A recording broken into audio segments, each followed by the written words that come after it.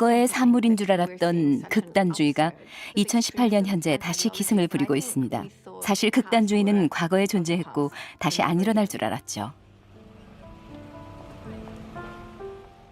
그런데 최근 들어 곳곳에서 사회가 분열되고 있고 그로 인한 양극화 문제는 상상을 초월합니다. 지금 제가 속한 전략대화연구소가 그런 일을 하는 곳이에요. 극단주의와 급진화에 대해 연구하고 대처 방안을 논의하죠. 2006년 연구소 문을 연 이후 극단주의와 급진화 과정을 연구하는 것은 물론 어떻게 하면 사람들을 극단주의에서 벗어나게 할지도 고민하고 있어요.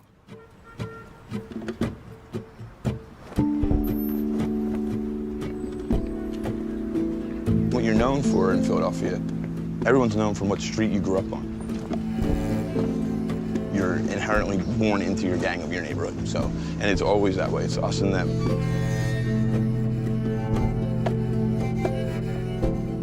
How long have you lived here for? How long have you been here? Personally, Yeah. 58 years. In this house? Yeah. Okay, so yeah, I used to be one of the little kids on the street back. I remember your voice or something. Yeah, like that. Thomasine was my mom. Thomasine and John. Oh, Thomasine, yeah. I remember you were bad too when you were little. This is the house I grew up in over 30 years ago. It didn't look this nice. It wasn't that bad, but it didn't look this nice. My stepfather moved in when I was 9, and I lived there with him for about 4 years. And the beatings and stuff, they started kind of right away. I mean, probably within the first week of him moving in with me.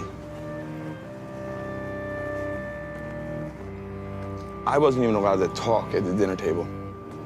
Dumbasses like me would ruin his appetite, you say. I had a bully living in my home. I hated my stepfather. I mean, it was probably my first hatred in the world was towards this man.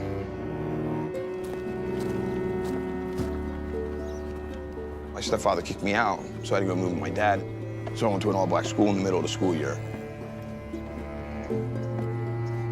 I knew every day somebody was going to say something to me. And if I dared say anything back, you know, that's what they wanted, you know, because then they have a justification that I started the fight or something stupid. And they always used my race as the ammunition to say something to me, you know? And I think these kids, to me, were representing the whole community. And it wasn't the whole community jumping me, it was just these kids, but it made that divide between us and them more solid. I mean, hatred was just building up in me, period. That summer I got to go up to Lancaster, Pennsylvania.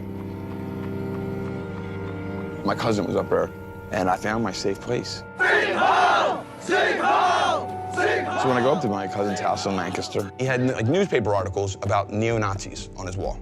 And he had like a picture of Hitler, and he had like a swastika flag. And so he would have all these other big bad skinhead guys come over his house every night. And so they would sit around and talk about how the Jews secretly run the Federal Reserve, and they siphon off money off the country, and the Jews are the seed of Satan.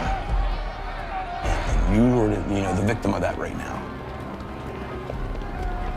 If someone says I'm a victim of something, I'm already like, I feel like I'm a victim. Man, I'm getting the shit knocked out of me everywhere.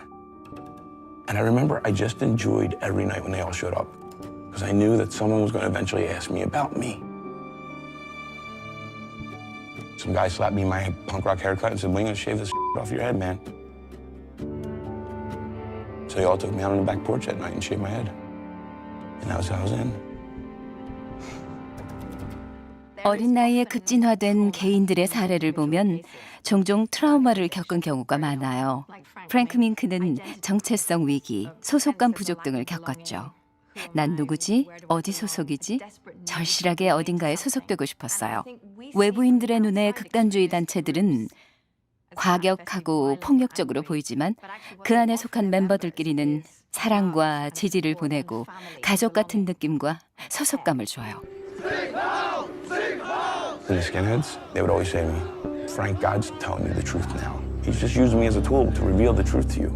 He needs you. He needs more soldiers. He needs more angels to ruin Sodom and Gomorrah. And America's Sodom and Gomorrah. Do you want to take that task on?" I'm a team guy. I'm a sports guy. This is my team now, and God chose me. Like, I'm a welfare kid from Philadelphia. He wants me on this team. He wants me to give it all. I'll give him my all. And I did for years. I get into this full-heartedly, 100%. I believe everything about it. I go on to go do some TV shows for the movement. Go on over and talk to him beside me. You've been saying this to me at every commercial. Do you think you're scared just because of other people, when not because they're just different? No, I ain't scared. I ain't afraid of anybody else. I'm so proud of my race, and like I said, I would live or die for my race if anything ever came down to it. I commit crime consistently. I'm selling guns.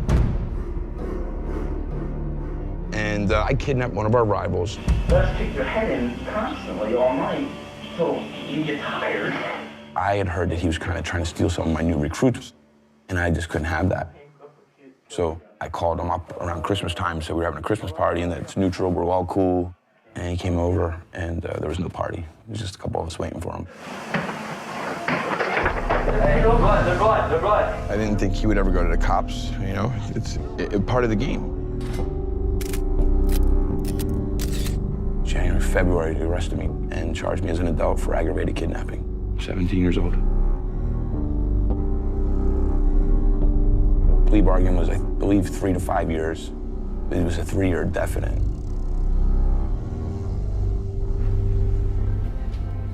Good evening. Frank's story, it's a story of transformation. It's a story of redemption. I ain't got out of prison. I ain't got a job. No one's hiring to do with the swastika, aggravated kidnapping on his record. I mean, I'm just not a hiree type person. And a buddy of mine came to me and said he can get me a job doing antique furniture at an antique show. I said, definitely, I'll take the job. He goes, the dude's a Jew that runs the company. You still want the job?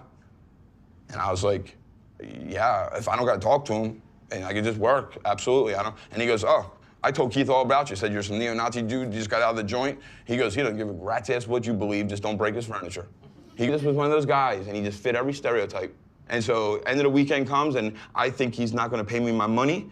When he came up to me, I'd set up these landmines in a conversation, hoping he'd step on them, and so we could fight. I knew he was not gonna pay me my money, he was going to Jew me. He comes on and goes, I owe you money, don't I? And I was like, yes, you do. Yes, you do, you owe me some money. And he's like, how much? I said, $300, $100 a day or whatever. And he's like, oh, that's right. Yeah, that's right, that's right. You know, like just being a jerk. And he pulls out this big wad of money that he made, and he's like, here's 1, 2, here's 3. He's like, hold on, here's an extra $100. You're a really good worker. So he goes to drop me off, and he says, what do you do for a living? And I said, I don't do anything. I have a swastika on my neck. And he goes, well, why don't you come work for me? And he gave me a full-time job. I'm still a neo-Nazi. I still wear my Nazi boots every day and everything. And finally, one day, I broke something. And that was his big rule, man. Just don't break my furniture. And so I'm looking up at this Jewish guy, and I'm like, I'm so sorry. I'm so stupid. And all I'm thinking about is how much he's going to take out of my pay, and he's probably going to fire me. And he gives me my whole thing of money. He doesn't open it up and takes them out or nothing. He's like, here you go. I'll see you Monday, right? And I just felt like crying. I was like, yeah, I'll see you Monday. I'll see you Monday. As soon as I got home, I ripped my boots off my feet. I threw them up in my mom's basement. And to this day, I don't know where they ever went. Like, I never looked at them again. It isn't a systematic thing. We can't legislate being a good human being. And people would throw bottles at us and snowballs, and they'd throw bricks at us, and they'd scream nasty things at us as we marched through the streets of Westchester or Spokane or wherever.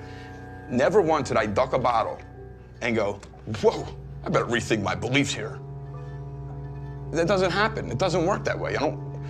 But when you started having a conversation with me, I didn't know how to fight against that. I easily fight against the bottle being thrown. There's my enemy. There he is. He's right there in front of me. He threw the bottle at me. I'm going to kick his ass.